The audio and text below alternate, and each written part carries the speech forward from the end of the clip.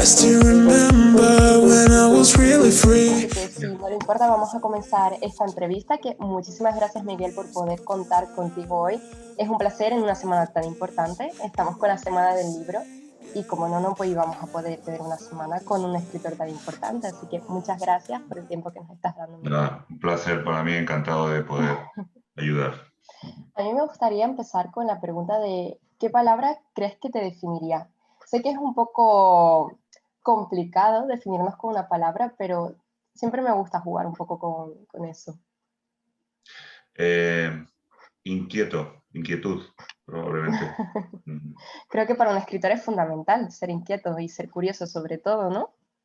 Sí, bueno, inquietud en el sentido de curiosidad, ¿no? De Claro, buscar motivación, no en el sentido de intranquilidad.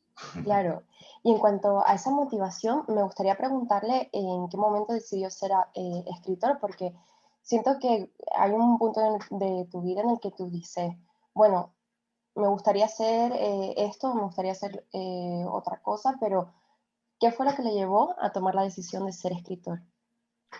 Bueno, la decisión de escribir nunca la he tomado, en realidad. Nunca decidí escribir. Decidí iniciar la escritura de un libro como consecuencia de haber viajado, haber hecho un viaje hace muchos años, que en aquella época sí que, sobre todo en España, resultaba algo un poco distinto o Claro. novedoso. Y una vez hecho esto, años después, pues decidí plasmarlo en un soporte, es decir, escribir algo pues para, en fin, para dejar un poco a la gente que viniera detrás de mí pues algo mío y también para poder ayudar a la gente que se decidiera a viajar, porque en aquella época sí que es verdad que había mucha gente de otros países que llevaban muchos años viajando como Mm, viajero independiente, pero en España, pues en 1994, pues había muy poca gente. Y de hecho, cuando viajabas, pues mm. prácticamente no te encontrabas a nadie. Claro, O sea que, porque debe de notar esa diferencia, ¿no? En cuanto a la actualidad, los medios, cómo ha cambiado todo el panorama, ¿no? uff, radicalmente. O Mm. sea, viajar en aquella época era se puede decir, un poco sinónimo de aventura y hoy día no es para nada una aventura. Bueno, yo creo que Eh, todos los viajes siguen teniendo algo de aventura. Sí, tienen un cierto carácter de aventura, ¿no? Mm, Pero bueno, tienes que irte a sitios muy remotos y muy difíciles para tener la sensación de que estás haciendo algo singular o algo aventurado, ¿no? claro. ¿Y cómo es relatar sus experiencias de estos viajes? Porque estamos hablando de la época de los 90, iniciar a viajar desde España.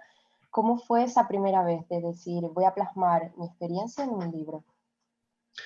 ¿Te refieres a lo que es la experiencia de ponerlo, de escribir el Sí, libro? exacto. Bueno, pues fue la primera experiencia que yo tenía literaria o de escribir. Mm, Y bueno, pues he de decir que fue sorprendente porque yo me di cuenta de que sobre todo, y lo sigo afirmando 20 años después, pues que es un ejercicio de mucha disciplina, es un mm, ejercicio doloroso. Es decir, no es un ejercicio de talento, por así decirlo, o de mm, inspiración, sino es mm, un ejercicio de trabajo diario, de orden, sí, de documentación y de obligación hasta cierto punto para poder bueno, para que avance el libro, ¿no? claro. Y así un poco sin discreción y demás, ¿cuántos viajes ha hecho ya en su vida aproximadamente? Quizás es difícil contarlo. No lo sé. Muchos. Lo que sí es verdad es que, bueno, he dado 2 veces la vuelta al mundo Wow, con un periodo de 25 años de diferencia. Y entre tanto, bueno, antes, yo ya empecé a viajar sí. antes, sobre todo por Europa, en América también, y Mm, entre medio, en medio de estos dos largos viajes de un año, pues he hecho muchos viajes. Siempre que tenía la oportunidad, pues me escapaba. Aparte de que por mi trabajo, que yo no siempre he estado dedicado a esto, ¿no? Pero sí, mi trabajo en el mundo de la empresa, pues he tenido que viajar continuamente, prácticamente todas las semanas. Pero bueno, era otro otro tipo estilo de de viajes, viaje, muy claro. distinto, que no tiene nada que ver. Claro.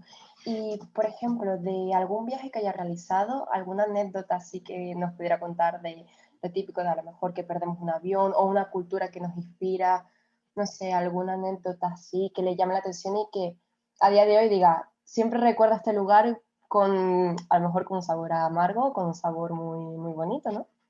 Mm.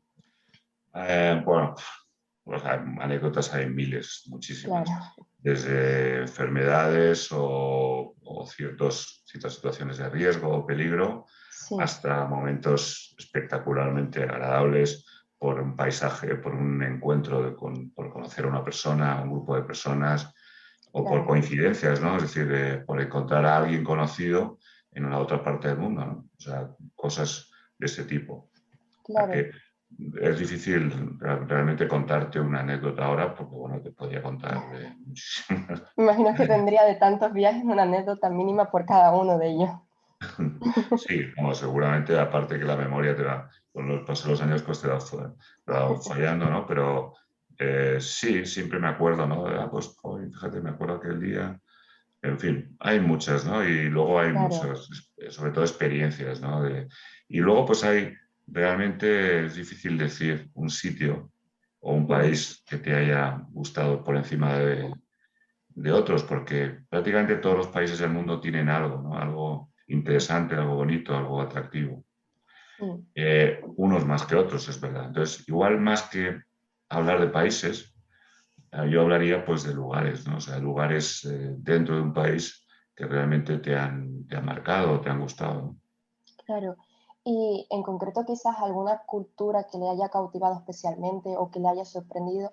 Por ejemplo, nuestro antiguo viajero nos comentó que cuando fue al Triángulo de las Bermudas, ver a grandes empresarios en Bermuda fue algo como que le impactó. Él nunca había tenido como esa imagen del empresario, siendo él incluso empresario. Y quizás a lo mejor de algún viaje que hizo dando la vuelta al mundo, ya, pues cuando vi este tipo de costumbres y de tradiciones, la verdad es que me pareció muy curioso. Sí, a ver, mira, ese es un punto que la verdad es que es muy interesante lo que estás abordando. Eh, Mm, si yo comparo los dos viajes que he hecho largos, ¿no? De vuelta al sí, mundo, con una diferencia de 25 años, te diría que es mucho más fácil sorprenderte de una cultura o de un país hace 25 años que ahora. ¿Qué claro. quiero decir con esto? Pues que eh, la mundialización, es decir, la convergencia cultural, ha Mm, sido tan brutal en estos últimos 25 años que realmente es difícil encontrar una cultura distinta. Es sí, decir, es sí cierto. existen rasgos culturales, pero la verdad es que la gente hoy día, sobre todo en ciertas partes del mundo, que han estado más abiertas a al proceso Mm, de globalización, o de convergencia cultural, pues hay zonas en el mundo donde todavía quedan diferencias culturales. Pero lo mm, normal es que todo el mundo piense igual, coma las mismas cosas, se viste igual, escucha la misma música, vea las sí. mismas series, etcétera, etcétera. Entonces me dices, ¿qué lugar? Pues mira, de este último viaje que he estado, la última vez que he estado hace un año, hasta que empezó todo este rollo de la pandemia, Mm, pues mi mayor sorpresa ha sido Irán. Irán. Claro, de Sí, ahí el libro Sentir Irán, ¿no? sí. De hecho, eh, es por eso por lo que decidí escribir este libro, Sentir Irán, Sí. porque es probablemente el país que más me ha sorprendido dentro de este último periplo, ¿no? De este año Mm. viajando. ¿Y cómo fue Precisamente escribirlo? por la diferencia, digamos, Claro, por la diferencia que hay en este país en la cultura respecto a la corriente generalizada de globalización, ¿no? sí, claro. Porque además de llevarte a escribir, ¿qué era lo que sentía en Irán? A lo mejor qué diferencias percibía en cuanto a España o qué fue lo que le inspiró a decir, necesito contar estas anécdotas, necesito que la gente lo entienda y necesito que la gente conozca Irán. Bueno, a ver, Irán, tengo un libro escrito que se llama Sentir Irán, que como Mm, tú has dicho, es un país complicado, es decir, es un país que no es un país cualquiera, es decir, es una teocracia, es un país dictatorial, desde 1979, pues es un país ultra religioso. pero sobre todo es un país que tiene muy mala fama en la prensa occidental. Es decir, es un país que genera sentimiento de peligrosidad, de riesgo, de aversión, ¿no? Y bueno, pues probablemente, vamos, no digo que no existan estos factores, ¿no? Estos elementos, ¿no? La situación de la mujer, por ejemplo, Mm, dentro de la sociedad, claro, es un hecho. Sin embargo, una vez que llegas allí, pues primero te das cuenta de que es muy exagerado, es decir, que no es para tanto como Lo la vincula a la prensa, los prensa, medios de claro. comunicación lo suelen vender, y por otro lado descubres un país maravilloso en cuanto a su patrimonio artístico, en Mm, cuanto a sus paisajes, que son espectaculares, y sobre todo, muy especialmente, a su gente. Cuando te digo la gente, te digo la gente del pueblo, ¿no? Es decir, mm, yo no he visto pocos lugares últimamente con una gente tan hospitalaria, tan mm, honrada y tan agradable como Irán. claro.